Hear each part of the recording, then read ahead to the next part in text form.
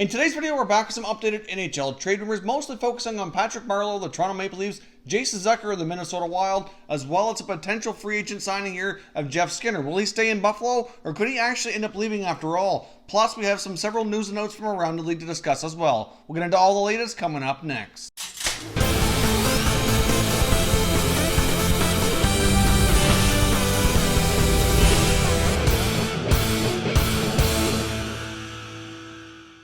Welcome back to Top Shelf Hockey. If you're new to the channel, thanks for stopping by. We review and discuss all 31 NHL teams, so if you're a huge hockey fan, consider subscribing and clicking the bell so you don't miss anything.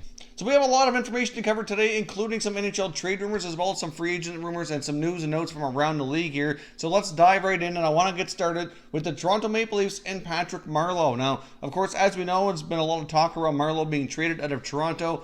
There's many NHL insiders feel that he really is all but done there and that he will be moved to play out the final year of his contract with another club. It's been reported that his family's already moved back west to California and he'd like to be able to play as close to there as possible for personal and family reasons. Obviously, this would be a big help to the Maple Leafs getting his cap hit off their books, which would go a long ways in helping them retain many of their other younger players who need new contracts and are going to be demanding some fairly significant raises here. And about another quick update here on the Marleau situation indicates that his actual Toronto home appears to be for sale. There have been multiple reports from verified sources showing the listing of the home, so it does appear as though he is well on his way. That's just one more piece of the puzzle here to indicate that he's on his way out. Now, one other thing that a lot of people don't realize when it comes to Patrick Marleau, even though his cap hit is fairly substantial, for a team to acquire him, their actual financial cost this year, especially if the trade happens after July the 1st, will actually be quite low. This year, on July 1st, the final year of his contract, he is due a signing bonus of $3 million, and then his salary for the actual season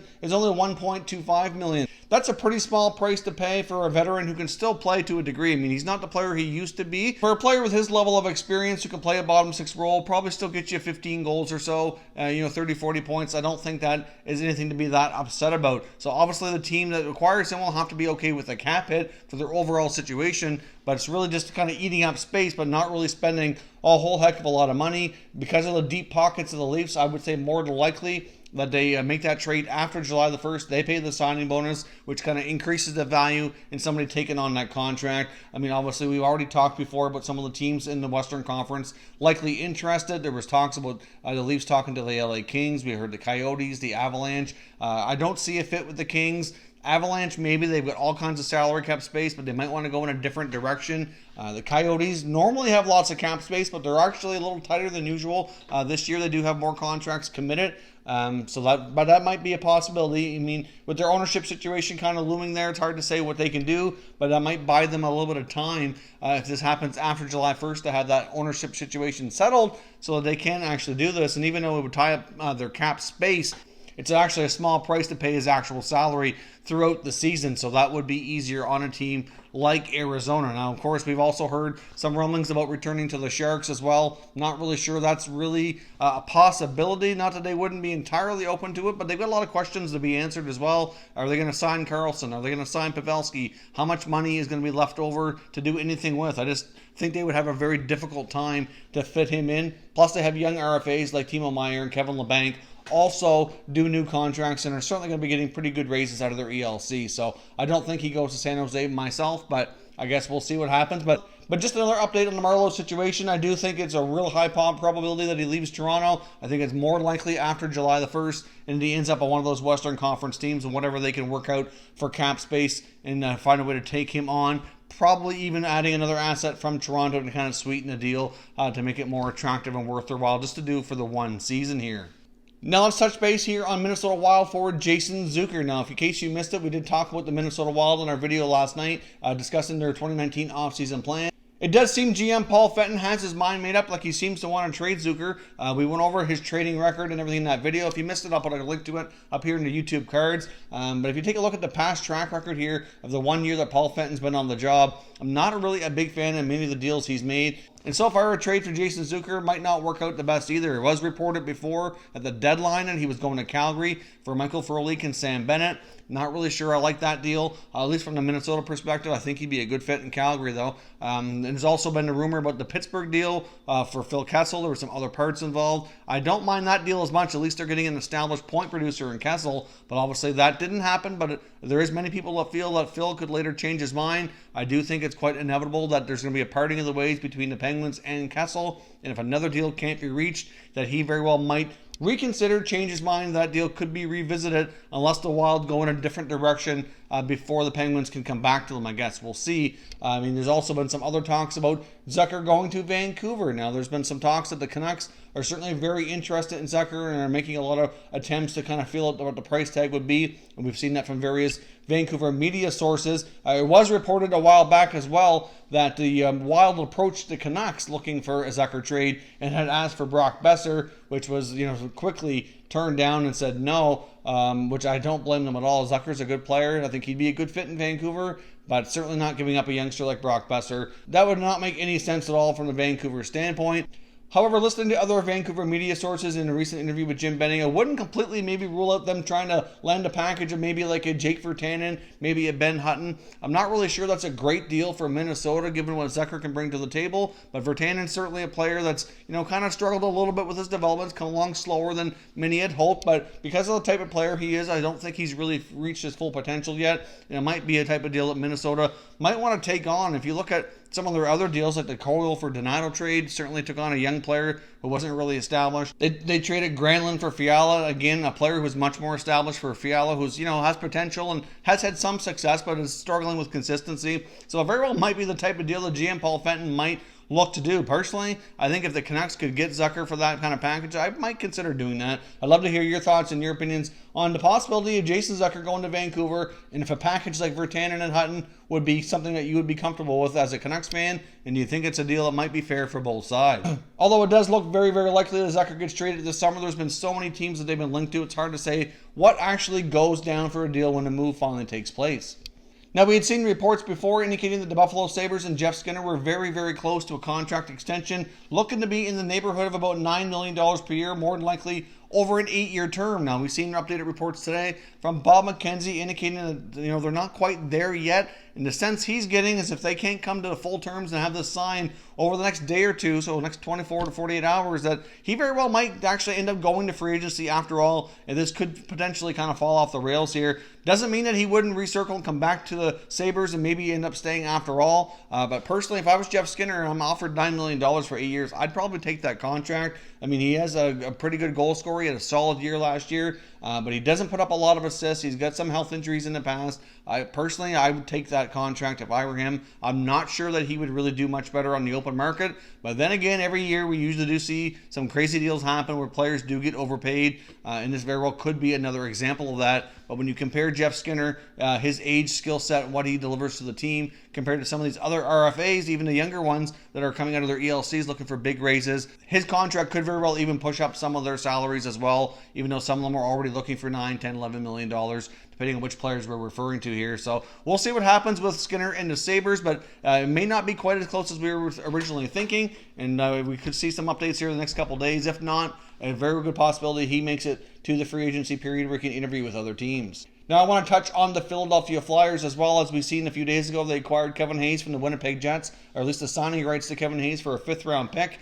We don't have a signing to announce here as of yet. That doesn't mean they're not going to be able to get it done. As we discussed in that video as well, obviously there's a link with Hayes and the Flyers with new head coach Alain Vigneault, who was his coach with the Rangers for, I believe it was 4 years that they were together on that team. So obviously there's a lot of familiarity. He played a similar type of role. I think it would work out well. He can be the number 2 center. It doesn't have to be a number 1. Takes the pressure off him. He can be more of a supporting player, which I think is what he's more suited for. Pushes Nolan Patrick down the lineup. Overall, I think it would be a great deal for the Flyers. I think he'd fit in really well there. But the possibility exists that he does not sign. It's not a guarantee. And since there isn't a contract hammered out here as of yet, there is some feeling that perhaps they may not get it done. Like I said, there's no guarantee that it's going to, but many believe if it doesn't happen and Hayes ends up going to free agency and signing elsewhere, that we likely could see the Philadelphia Flyers end up making a trade to acquire another similar type of player. and if they don't have him signed by the draft, that they might consider trading their first overall selection in order to help make that happen.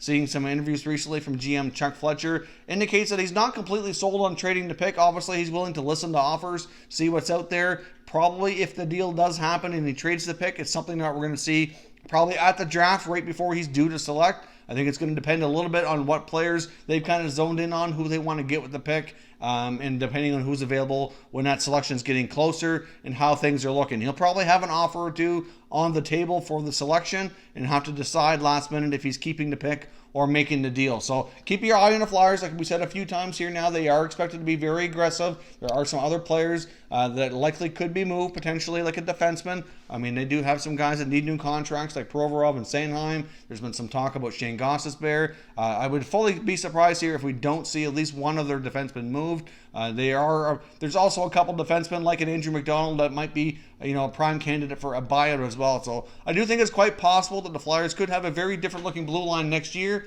and I guess we'll see her on the first round pick depending on if they get Hayes signed here ahead of the draft or not. Now, could Vegas Golden Knights center iceman William Karlsson be a prime candidate here for an offer sheet? Now, offer sheets are something we've discussed before, and as I've said multiple times, I really don't think the highest end players of the RFA class are the most likely ones to receive that offer sheet. I don't see like a Marner or a Laine or a Rantanen likely getting one, especially if they're going to be looking for $10 million plus, especially in Marner's case where he's been looking for, rumored to be up around 11. I don't see any teams doing a offer sheet over $10.5 million because of the 4 first-round picks. They'd have to give up if they were successful. As much as all these players are pretty solid guys, I don't know if I was a GM if I'd give up 4 first-rounders for any of them, really. So therefore, I think the middle-tier guys are more likely to be the targets if there does happen to be in the offer sheets this year. And William Karlsson is a prime candidate, in my opinion, because of the Vegas Golden Knights salary cap situation. Technically, if you look at cap for Arlene, I'll put up a quick graphic here so you can see. Technically, they're already over the cap.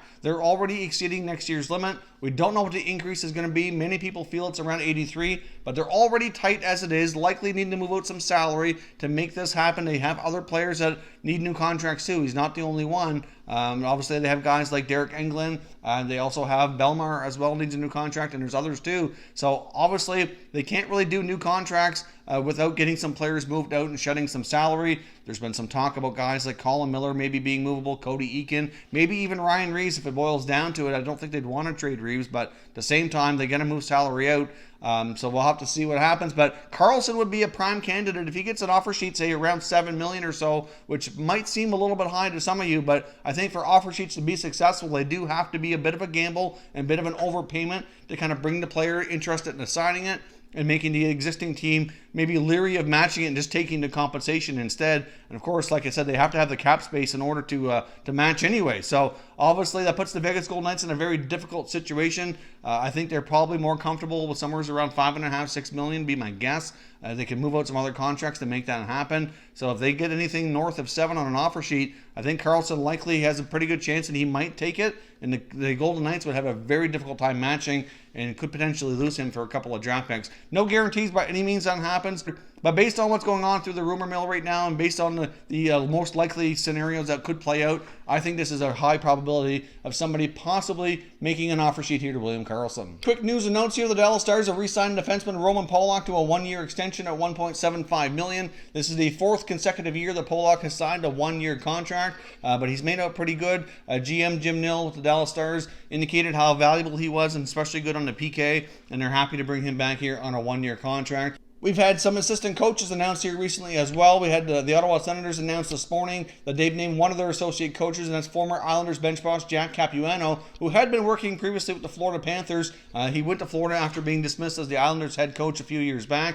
Has worked there for the past couple of years. Of course, the Panthers hired new head coach Joel Quenneville, who named his own staff, which made him available. So he will be an assistant to new head coach DJ Smith. I think that's a pretty good ad. I mean, DJ Smith being a first-time NHL head coach, certainly lacking some experience. So having a guy like Capuano on the bench with him, who has 7 years of NHL head coaching experience, and as well as a few years being an assistant, should be a pretty good experienced guy to have there with him.